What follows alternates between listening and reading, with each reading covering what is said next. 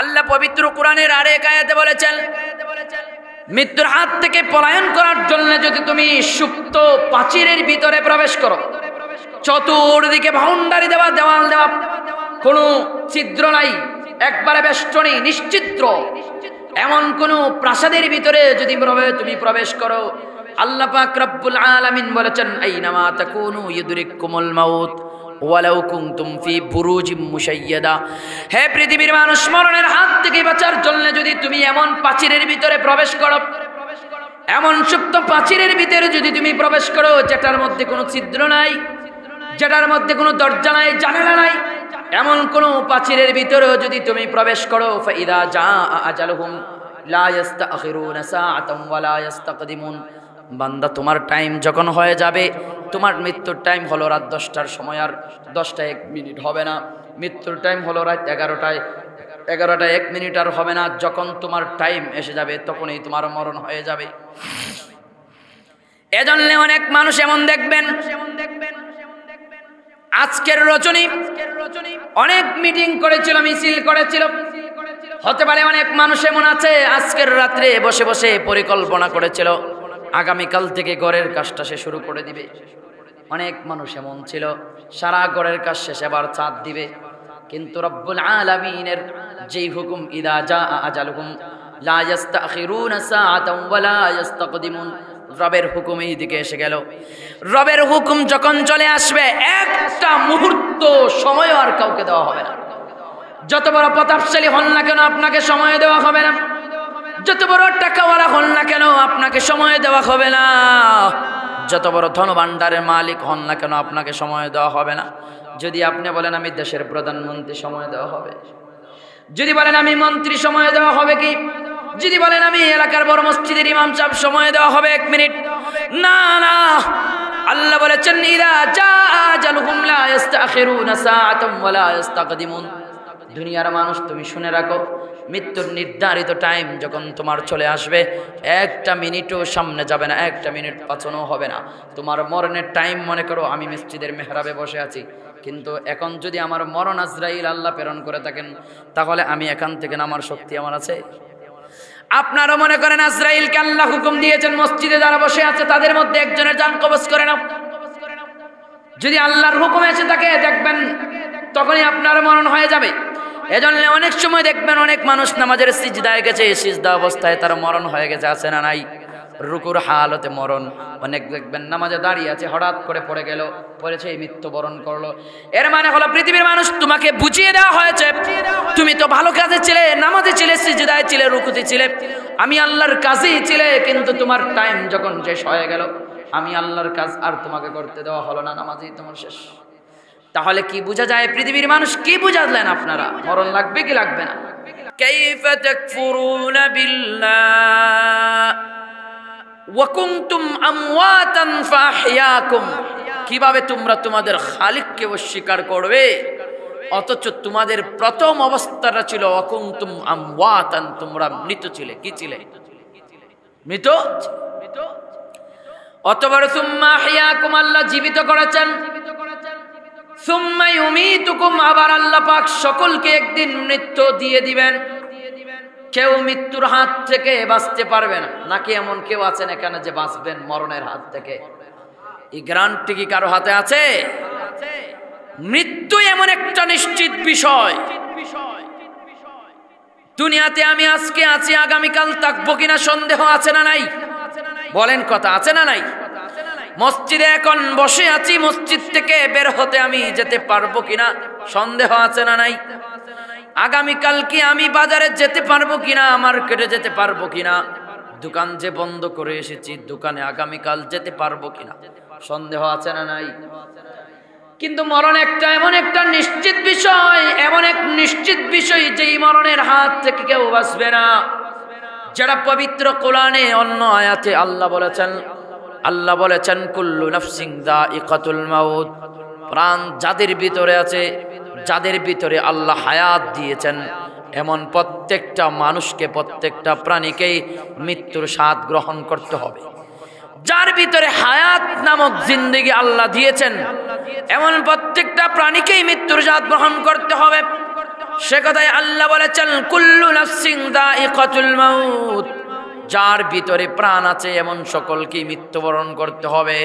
তাহলে আল্লাহ পাক রব্বুল আলামিন আমাদেরকে কেন বানাইলেন? মরেই যদি যাব, বানাইলেন কেন জানা দরকার আছে না নাই? যে কথাটা আল্লাহ পাক সূরাতুল মুলকে বলেছেন, বান্দা তোমার হায়াত এবং মরণ কেন আমি সৃষ্টি করলাম শোনো। বান্দারে তোমার হায়াত এবং মরণ আমি সৃষ্টি করেছি লিয়াবলুয়াকুম। তাফসীরকারকরা লিখেছেন লিয়াবলুয়াকুম আয় লিয়াখতাবিরাকুম। বান্দা তোমাকে পরীক্ষা করার জন্য আমি তোমার হায়াত এবং মরণ সৃষ্টি করেছি। কি পরীক্ষা করব বান্দা? আইয়ুকুম আহসানু আমালা, তোমাদের মধ্য থেকে ভালো আমল কে করে। নামাজ 2 রাকাত পড়লো সুন্দর করে, কে 2 রাকাত নামাজ আদায় করলো। নসিহা শোনার জন্য আসলো, ভালো সহিহ নিয়তে কে আসলো। আল্লাহ বলেছেন আহসানু আমালা, ভালো আমল কে করে সেটা আল্লাহ পাক নির্ণয় করার জন্য, পরীক্ষা করার জন্য মানুষের হায়াত এবং মরণ 2টা জিনিস সৃষ্টি করেছেন। আল্লাহ ইচ্ছা করলে বলতে পারতেন আকসারু আমালা, তোমাদের মধ্য থেকে কে বেশি বেশি আমল করে সেটা পরীক্ষা করতে চাই, কিন্তু আল্লাহ এটা না বলে বলেছেন আহসানু আমালা, তোমাদের মধ্য থেকে সুন্দর আমল কে করে। আমল করলো তো সুন্দর হতে হবে, সুন্দর আমল কে করে সেটাকে যাচাই বাছাই করার জন্য আমি আল্লাহ হায়াত এবং মরণ সৃষ্টি করেছি। কেন আল্লাহ হায়াত এবং মরণ কেন সৃষ্টি করেন বলেন? কেন কেন কি করার জন্য হায়াত এবং মরণ সৃষ্টি করেছেন? পরীক্ষা করার জন্য। কি পরীক্ষা করবেন? কে ভালো কাজ করে কে মন্দ কাজ করে সেটা আল্লাহ পাক যাচাই করার জন্য হায়াত এবং মরণ সৃষ্টি করেছেন। আল্লাহ আমাদেরকে বানাইলেন কেন? মরণ যদি দিয়েই দিবেন, আল্লাহ আমাদেরকে বানাইলেন কেন? এবং আল্লাহ আমাদেরকে কিভাবে বানাইলেন? আবার মরণ দিয়ে দিলেন। মরণ আমাদের হবে, মরতে হবে, কেউই বাঁচবে না। তাহলে বোঝা দরকার আল্লাহ হায়াত যে আমাদের বানিয়েছেন, কোথা থেকে আল্লাহ আমাদেরকে বানালেন, কিভাবে আল্লাহ আমাদেরকে বানালেন। সূরাতুত তিন আল্লাহ বলেছেন ওয়াত-তিন ওয়াজ-যাইতুন ওয়া তুরি সিনিন ওয়া হাযাল বালাদিল আমিন। আল্লাহ পাক রব্বুল আলামিন সূরাতুত তিনে বলেছেন 4টা জিনিসের শপথ আল্লাহ করেছেন। কয়টা জিনিসের বলেন? 4টা জিনিসের শপথ আল্লাহ করেছেন। 1 নাম্বার ওয়াত-তিন, তিনের শপথ করলাম। 2 নম্বরে যাইতুনের শপথ করলাম। 3 নম্বরে ওয়াহাদাল বালাদিল আমিন, মক্কা নগরীর শপথ করলাম। তুরে সিনিনের শপথ করলাম। এতগুলো শপথ করে আল্লাহ বলেছেন লাকাদ খালাকাল ইনসান ফি আহসানি তাকওয়িম। আল্লাহ বলেছেন দুনিয়ার মানুষ 4টা জিনিসের শপথ আমি করেছি। 3-এর শপথ করেছি, যাইতুনের শপথ করেছি, তুরে সিনিনের শপথ আমি করেছি বান্দা, মক্কা নগরীর শপথ আমি করেছি। 3-এর শপথ করলাম মানে হলো হযরত ঈসা আলাইহিস সালামের উপর নাজিলকৃত ইনজিলের শপথ করলাম। তুরে সিনিন যেখানে দাঁড়িয়ে আল্লাযী কাল্লামাল্লাহু মুসা আলাইহিস সালাম, যেখানে দাঁড়িয়ে মুসা আলাইহিস সালাম রবের সাথে কথা বলেছিলেন, সেই পর্বতের শপথ আল্লাহ করেছেন। সেই পর্বতের শপথ করেছেন মানে আল্লাহ তাওরাত কিতাবের শপথ করেছেন। ওয়া তুরি সিনিন ওয়া হাদাল বালাদিল আমিন মানে হলো আল্লাহ মক্কা নগরীর শপথ করেছেন। কিসের শপথ করেছেন? মক্কা নগরীর শপথ আল্লাহ করেছেন মানে মুহাম্মদুর রাসূলুল্লাহর উপর যে কিতাব নাজিল করেছেন কোরআন, সেই কোরআনের শপথ করে আল্লাহ বলেছেন পৃথিবীর মানুষেরা রে শোনো, তুরে সিনিনের মধ্যে আমি বলেছি, তথা তাওরাতে বলেছি, জাবুরে বলেছি, ইনজিলে আমি আল্লাহ পাক বলেছিলাম পড়বে। কি বলেছিলাম? পবিত্র কোরআনে আল কোরআনেও আমি বলে দিয়েছি লাকাদ খালাকানাল ইনসান ফি আহসানি তাকওয়িম। মানুষকে আল্লাহ পাক সবচেয়ে সুন্দর করে সৃষ্টি করেছেন। সবচেয়ে সুন্দর কাঠামো দিয়ে আল্লাহ মানুষকে সৃষ্টি করেছেন। পবিত্র কোরআনে সূরাতুল বালাদে আল্লাহ বলেছেন মানুষ তোমাকে কত সুন্দর করে বানাইলাম শোনো। আলাম নাজআল লাহু আইনাইন, হে পৃথিবীর মানুষ তোমাকে দেখার জন্য আমি আল্লাহ পাক 2টা চক্ষু দিয়েছি। আমাদের 2টা চক্ষু আছে না নাই?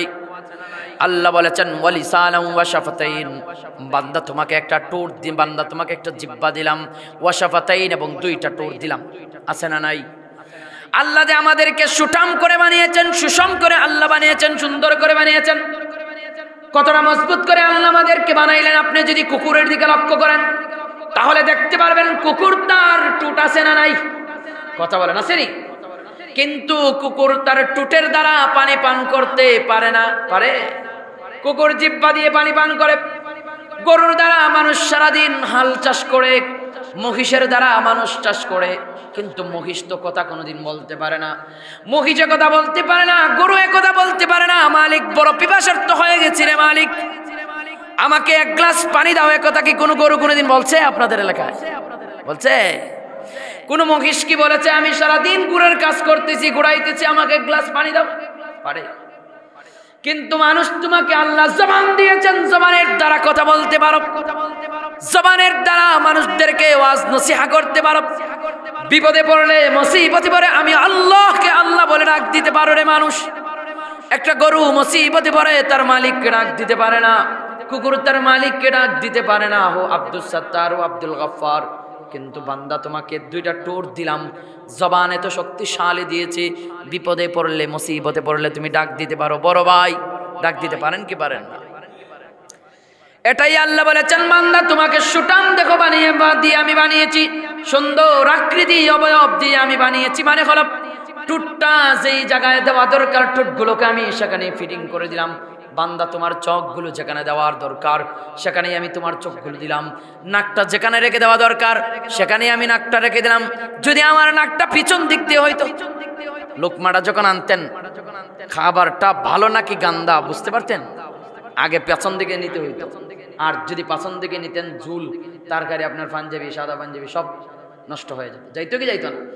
কিন্তু আল্লাহ পাক যেহেতু তোমাকে সুষম করে বানিয়েছেন, সুন্দর করে বানিয়েছেন, এজন্য নাকটা যেখানে দেওয়া দরকার সেখানেই আল্লাহ দিয়েছেন, টুটটা যেখানে যেভাবে দেওয়া দরকার সেভাবেই দিয়েছেন। আপনার টুট যদি না থাকতো তাহলে দাঁতগুলো বের হয়ে থাকতো, থাকতো কি থাকতো না?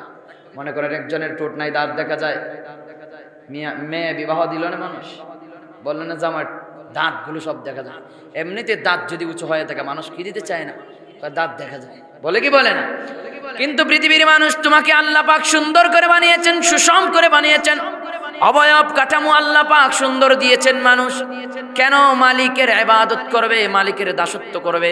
তোমাকে আল্লাহ হায়াত দিয়েছেন, এর মানে এটা না সারা জীবন তুমি দুনিয়াতে থাকবে। তোমার একদিন কিন্তু আবার মরণ হয়ে যাবে। মরণ হবে কি হবে না? বলেন কথা, মরণ হবে কি হবে না? আল্লাহ বলেছেন সকলকে একদিন মরতে হবে, কেউ বাঁচতে পারবে না। আল্লাহ বলেছেন পবিত্র কোরআনের অন্য আয়াতে বলেছেন, কুল ইন্নাল মাউতাল্লাযী তাফিরুন, হে পৃথিবীর মানুষ, যেই মরণের হাত থেকে বাঁচার জন্য তোমরা পলায়ন করো, ফাইন্নাহু মুলাকীকুম, অবশ্যই অবশ্যই সেই মরণের সাথে তোমাদের সাক্ষাৎ হয়ে যাবে। যেই মরণ থেকে আমরা বাঁচতে চাই সেই মরণের সাথে কি হবে? সেই মরণের সাথে সাক্ষাৎ করাতে হতে অবশ্যই আমার হতে হবে। আমার দাদা একদিন ছিলেন, আজকে তাকিয়ে গিয়ে দেখবেন আমার দাদা দুনিয়াতে নাই। পরদাদারা ছিলেন, এখন কি কেউ আছে? আসেনি? কথা বলেন। বাবা ছিলেন, মা ছিলেন, অনেকের বাবা নাই, অনেকের মা নাই। তাহলে বোঝা যায় পৃথিবীর মানুষ তুমি হায়াত চিরজীবনের জন্য নিয়ে আসো নাই। একদিন তোমাকে হায়াত আল্লাহ যে দিয়েছেন সেই হায়াতটা তোমার শেষ হয়ে যাবে। যেভাবে বরফের চাকাগুলো গলতে গলতে এক পর্যায়ে শেষ হয়ে যায়, এইভাবে হায়াত নামক জিন্দেগিটা আমাদের বরফের ন্যায় গলছে। হঠাৎ করে একদিন দেখা যাবে হায়াত শেষ হয়ে যাবে, তখন মাইক থেকে এলান হবে, হে মানুষেরা শুনে রাখো, বলবে অমুক গ্রামের অমুক ব্যক্তি মৃত্যুবরণ করেছে। বড়ের তোলা নির্বাসী আব্দুল সত্তার নামে একজন ধনবান ব্যক্তি সে মৃত্যুর মুখে ঢলে পড়েছে। এই এলান হয় কি হয় না? আল্লাহ কথাই বুঝান, পৃথিবীর মানুষ তোমাকে এলান দিয়ে তোমাকে সতর্ক করা হয়েছে। ওই যে আজকে আব্দুল সত্তার চলে গেল, আগামীকালকে আব্দুল গফফারের পালা, এরপরের দিন আব্দুল করিমের পালা, এরপরের দিন জুয়েল মিয়ার পালা, ঠিক না বেঠিক? এজন্য আমরা দোয়া পড়ে থাকি, ইন্না লিল্লাহি ওয়া ইন্না ইলাইহি রাজিউন। ইন্না লিল্লাহ মানে হলো আল্লাহ, আমরা আপনার জন্য, ওয়া ইন্না ইলাইহি রাজিউন, রবের দিকে আবার সকলকে প্রত্যাবর্তন করতে হবে। এই সাক্ষীটা আমরা দেই কি দেই না? কারো মৃত্যুর কথা শুনলে আমরা কথা বলি কি বলি না? ইন্না লিল্লাহি ওয়া ইন্না ইলাইহি রাজিউন অর্থ কি? আল্লাহ আমরা আপনার জন্য, আপনার দিকে আবার আমরা কি করব? প্রত্যাবর্তন। সেজন্য আল্লাহ পাক বলেছেন, বান্দা তুমি মৃত্যুর হাত থেকে বাঁচবে না, মৃত্যুর হাত থেকে তুমি পলায়ন করতে পারবে না। যেই মরণের হাত থেকে তুমি পলাইতে চাও সেটার সাথে অবশ্যই তোমাকে সাক্ষাৎ করতে হবে। আল্লাহ পবিত্র কোরআনের আরেক আয়াতে বলেছেন, মৃত্যুর হাত থেকে পলায়ন করার জন্য যদি তুমি সুপ্ত প্রাচীরের ভিতরে প্রবেশ করো, চতুর্দিকে বাউন্ডারি দেওয়া, দেওয়াল দেওয়া, কোনো ছিদ্র নাই, একবারে বেষ্টনী নিশ্চিদ্র, এমন কোন প্রাসাদের ভিতরে যদি তুমি প্রবেশ করো, আল্লাহ পাক রব্বুল আলামিন বলেছেন, আইনামা তাকুনু ইউদরিকুমুল মাউত ওয়ালাউ কুনতুম ফি বুরুজিম মুশাইয়াদা। হে পৃথিবীর মানুষ, মরণের হাত থেকে বাঁচার জন্য যদি তুমি এমন প্রাচীরের ভিতরে প্রবেশ করো, এমন সুপ্ত প্রাচীরের ভিতরে যদি তুমি প্রবেশ করো যেটার মধ্যে কোনো ছিদ্র নাই, যেটার মধ্যে কোনো দরজা নাই, জানালা নাই, এমন কোন প্রাচীরের ভিতরে যদি তুমি প্রবেশ করো, ফাইদা জাআ আজালুহুম লা ইস্তাখিরুনা সাআতাম ওয়া লা ইস্তাকদিমুন। বান্দা তোমার টাইম যখন হয়ে যাবে, তোমার মৃত্যুর টাইম হলো রাত 10টার সময়, আর 10টা 1 মিনিট হবে না। মৃত্যুর টাইম হলো রাত 11টা 1 মিনিট আর হবে না। যখন তোমার টাইম এসে যাবে তখনই তোমার মরণ হয়ে যাবে। এজন্য অনেক মানুষ এমন দেখবেন, আজকের রজনী অনেক মিটিং করেছিল, মিছিল করেছিল। হতে পারে অনেক মানুষ এমন আছে আজকের রাত্রে বসে বসে পরিকল্পনা করেছিল আগামীকাল থেকে ঘরের কাজটা সে শুরু করে দিবে। অনেক মানুষ এমন ছিল সারা ঘরের কাজ শেষে আবার চাঁদ দিবে। কিন্তু রব্বুল আলামিনের যেই হুকুম, ইদা জাআ আজালুহুম লা ইস্তাখিরুনা সাআতাম ওয়া লা ইস্তাকদিমুন, রবের হুকুম এই দিকে এসে গেল। রবের হুকুম যখন চলে আসবে, একটা মুহূর্ত সময় আর কাউকে দেওয়া হবে না। যত বড় প্রতাপশালী হন না কেন আপনাকে সময় দেওয়া হবে না, যত বড় টাকাওয়ালা হন না কেন আপনাকে সময় দেওয়া হবে না, যত বড় ধনভাণ্ডারের মালিক হন না কেন আপনাকে সময় দেওয়া হবে না। যদি আপনি বলেন আমি দেশের প্রধানমন্ত্রী, সময় দেওয়া হবে। যদি বলেন আমি মন্ত্রী, সময় দেওয়া হবে কি? যদি বলেন আমি এলাকার বড় মসজিদের ইমাম সাহেব, সময় দেওয়া হবে 1 মিনিট না। না, আল্লাহ বলেছেন, ইদা জাআ আজালুহুম লা ইস্তাখিরুনা সাআতাম ওয়া লা ইস্তাকদিমুন। দুনিয়ার মানুষ তুমি শুনে রাখো, মৃত্যুর নির্ধারিত টাইম যখন তোমার চলে আসবে, 1টা মিনিটও সামনে যাবে না, 1টা মিনিট পাছানো হবে না। তোমার মরণের টাইম মনে করো আমি মসজিদের মেহরাবে বসে আছি, কিন্তু এখন যদি আমার মরণ আজরাইল আল্লাহ প্রেরণ করে থাকেন, তাহলে আমি এখান থেকে নামার শক্তি আমার আছে? আপনারও মনে করেন আজরাইলকে আল্লাহ হুকুম দিয়েছেন মসজিদে যারা বসে আছে তাদের মধ্যে একজনের জান কবজ করে নাও। যদি আল্লাহর হুকুম এসে থাকে দেখবেন তখনই আপনার মরণ হয়ে যাবে। এজন্য অনেক সময় দেখবেন অনেক মানুষ নামাজের সিজদায় গেছে, সিজদা অবস্থায় তার মরণ হয়ে গেছে, আছে না নাই? রুকুর হালতে মরণ। অনেক দেখবেন নামাজে দাঁড়িয়ে আছে, হঠাৎ করে পড়ে গেল, পড়েছে মৃত্যুবরণ করলো। এর মানে হলো পৃথিবীর মানুষ তোমাকে বুঝিয়ে দেওয়া হয়েছে, তুমি তো ভালো কাজে ছিলে, নামাজে ছিলে, সিজদায় ছিলে, রুকুতে ছিলে, আমি আল্লাহর কাজেই ছিলে, কিন্তু তোমার টাইম যখন শেষ হয়ে গেল, আমি আল্লাহর কাজ আর তোমাকে করতে দেওয়া হলো না, নামাজেই তোমার শেষ। তাহলে কি বোঝা যায়? পৃথিবীর মানুষ কি বুঝালেন আপনারা? মরণ লাগবে কি লাগবে না? লাগবে। তাহলে মরণ যে লাগবে, মরণটা কেমন হতে হবে? আপনিও মরে যাবেন, আমিও মরে যাব, সবাই মরবে একদিন। শুধু মরবেন না যিনি, তিনি হলেন আল্লাহ। কে?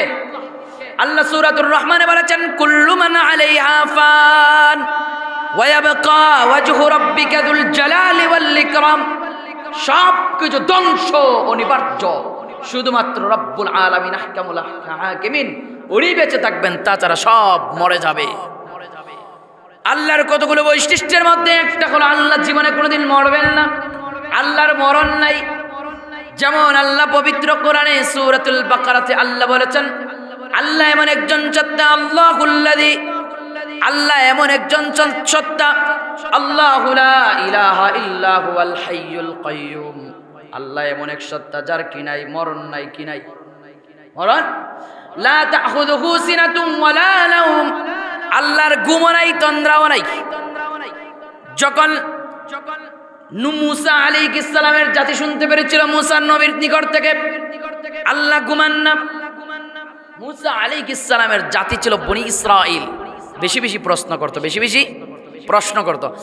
তারা মুসা আলাইহিস সালামকে প্রশ্ন করে বসলো, হে মুসা আলাইহিস সালাম, আল্লাহ কেন ঘুমান না? আল্লাহ পাক রব্বুল আলামিন মুসা আলাইহিস সালামের উপর ওহী নাজিল করে বললেন, আওহাল্লাহু ইলা মুসা আলাইহিস সালাতু ওয়াস সালাম।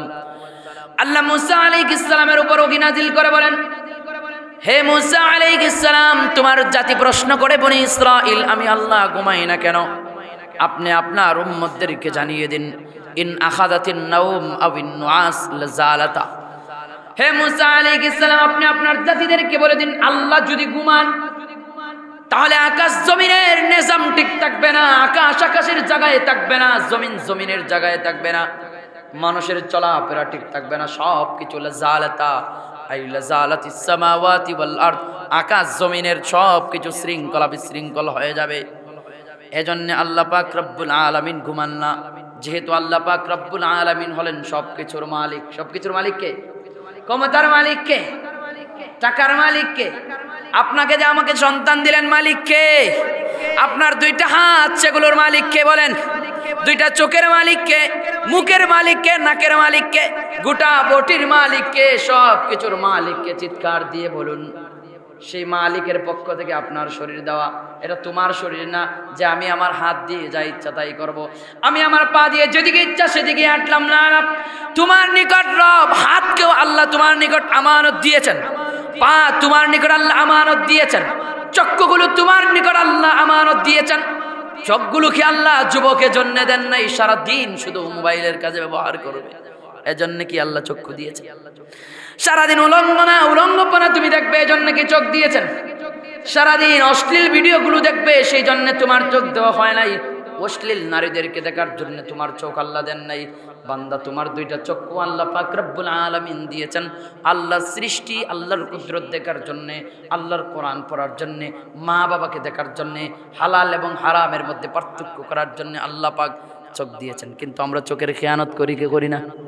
চোখের খেয়ানত করি কে করি না? করেন না চোখের খেয়ানত? হাতের খেয়ানত আমার দ্বারা হয় কি হয় না? পায়ের খেয়ানত হচ্ছে কি হচ্ছে না? তাহলে বোঝা গেল আমার শরীরের মালিকও আমি না, মালিক হলেন আরেকজন। যেহেতু আল্লাহ পাক সব কিছুর মালিক, সেজন্য মালিকের ঘুম নাই, মালিক আল্লাহ ঘুমান না। আল্লাহর খানাও নাই, আল্লাহর লয় নাই, আল্লাহর ক্ষয় নাই।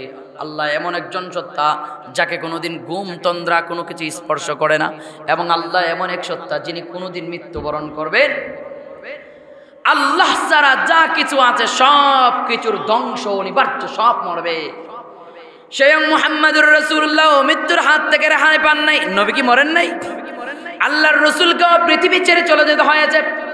যদি দুনিয়ার মানুষ টাকার জন্য, যদি দুনিয়ার মানুষ আসতো, যদি আল্লাহ পাক মানুষদেরকে রেখে দিতেন, তাহলে আল্লাহ পাক তার মহব্বতের সবচেয়ে প্রিয় পাত্র যিনি ছিলেন মুহাম্মদুর রাসূলুল্লাহ সাল্লাল্লাহু আলাইহি ওয়াসাল্লাম, তিনি দুনিয়াতে থেকে, যেহেতু মুহাম্মদুর রাসূলুল্লাহ দুনিয়াতে নাই, যেহেতু নবী মুহাম্মদুর রাসূলুল্লাহ কবরের বাসিন্দা হয়ে রওজা শরীফে চলে গেছেন, হায়াতুন নবী, জিন্দা নবী কবরে জীবিত অবস্থায় আছেন। কি অবস্থায়? কবরে জীবিত অবস্থায় আছেন। এজন্য নবীজি বলেছেন, দূর দূরান্ত থেকে, বাংলার জমিন থেকে যদি আমার কোনো উম্মত আমাকে সালাতু সালাম দেয়, মুহাম্মদুর রাসূলুল্লাহ বলেছেন তার সালাতু সালাম আমার কবরে পৌঁছিয়ে দেওয়া হয়। কি করা হয়? নবীজি এক হাদিসে বলেছেন, ইন্না লিল্লাহি মালাইকাতান সাইয়্যাহিনা ফিল আরদ, নিশ্চয়ই রবের পক্ষ থেকে একজন ফেরেশতা আছে যিনি জমিনে ঘোরাঘুরি করে। কোথায় ঘোরাঘুরি করে? জমিনে ঘোরাঘুরি করে।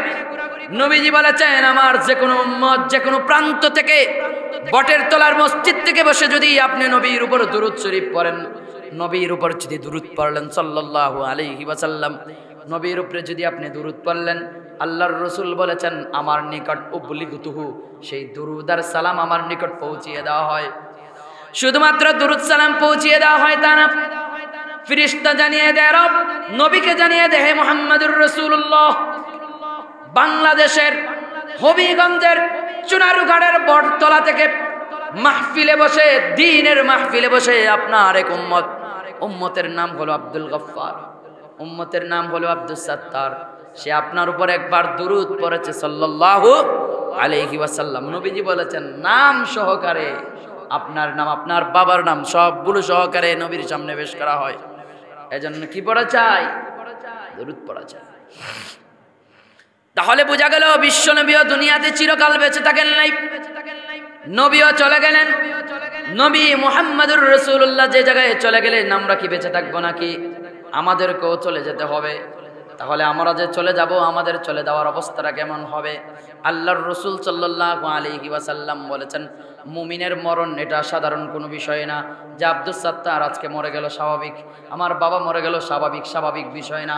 কেন স্বাভাবিক বিষয় না? মরণের দ্বারা তোমার চিরস্থায়ী যে গন্তব্য, পরকালের গন্তব্য যারা চিরস্থায়ী, যেটার কোনো শেষ নাই। শেষ আছে? যেটার কোনো শেষ নাই। দুনিয়ার শেষ আছে না নাই? দুনিয়ার শেষ নাই, আছে। আজকে আমার বয়স কত? 20-25 বছর। 50 বছর বয়সে আমি আর এমন থাকবো না। যারা 50 বছর যাদের হয়ে গেছে অনেকের দাড়িগুলো সাদা হয়ে গেছে। 60 বছর দাড়ি সাদা হয়ে যায়। দাঁত দেখবেন আগের মতো কাজ করে না, চোখ আগের মতো দেখে না।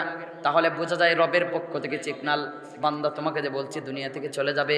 দেখো এখন দাঁত কিন্তু আগের মতো কাজ করে না। আগে দাঁতের দ্বারা গরুর গোশত যেভাবে চিবাইতে এখন পারো না। বৃদ্ধরা কি পারে? যুবকরা যেভাবে পারে এভাবে বৃদ্ধরা পারে না। যুবক তুমি এটা মনে করিও না তোমার জওয়ানি, তোমার দাঁতের পাওয়ার, তোমার চোখের পাওয়ার মনে হয় সর্বদা এমন থাকবে না রে পাগলা। এমন সর্বদা থাকবে না। এক সময় দেখবে তুমিও তোমার চামড়াগুলো দেখবে ঢিল হয়ে গেছে, তুমিও দেখবে তোমার চোখের পাওয়ার কমে গেছে, তুমিও দেখবে তোমার জবান আগের মতো কথা বলতে পারে না, তুমি দেখবে দাঁতগুলো এখন ব্যথা করে, তুমি দেখবে মাথা ব্যথা করে, পেট ভালো না, হাত ভালো না, দেখবে কোমর ব্যথা করে, পেট ঝিলকায়। এমন হয় কি হয় না? হয় না? যারা আজকে বৃদ্ধ হয়ে গেছেন তারা কি আমাদের মতো যুবক ছিলেন না? তাহলে মুমিনের মরণ এটা স্বাভাবিক কোনো বিষয় না। মুহাম্মদুর রাসূলুল্লাহ বলেছেন মুমিনের মরণ যেহেতু স্বাভাবিক বিষয় না, নবীজি বলেছেন তাহইয়াউনা কামা তামুতুন ওয়া তামুতুনা কামা তাহইয়াউন। তোমার জীবন যাপন যেভাবে হবে তোমার মরণটা সেভাবেই হবে। জীবন যাপন যেভাবে হবে মরণটা সেভাবেই হবে। আর মরণটা যেভাবে হবে হাসরের মাঠে সেভাবেই রবের সামনে দাঁড়াবে। এর মানে হলো বান্দা তুমি যেভাবে জীবন যাপন করো দুনিয়াতে আল্লাহর হুকুম অনুযায়ী যদি তুমি তোমার জীবন যাপন করো তাহলে তোমার মরণটা সুন্দর হবে। আর মরণ যদি তোমার সুন্দর হয় হাসরের মাঠে তুমি সুন্দর অবস্থায় দাঁড়াবে। আর মরণে যদি তোমার সাকরাতের সময় যদি কষ্ট হয়, যদি চাপ দিয়ে সাকরাতের সময় তোমাকে ধরে, তাহলে তোমার বিপদের কোনো সীমা থাকবে না। কবরেও মুসিবত আসবে, হাসরেও মুসিবত আসবে, ঠিকানা তোমার জাহান্নাম হয়ে যাবে। এজন্য পৃথিবীর সমস্ত মানুষদেরকে জানিয়ে দেওয়া হয়েছে, নবী মুহাম্মদুর রাসূলুল্লাহ বলেছেন মাতা ফাকাদ কামাত কিয়ামাতুহু। যার যখন মরণ হয়ে গেল তার কিয়ামত তখনই শুরু হয়ে গেল।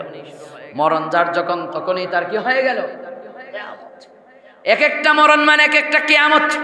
এটা যার সাথে আজরাইল আলাইহিস সালামের সাক্ষাৎ হয়েছে উনি বুঝবে, আর কেউ বুঝবে না।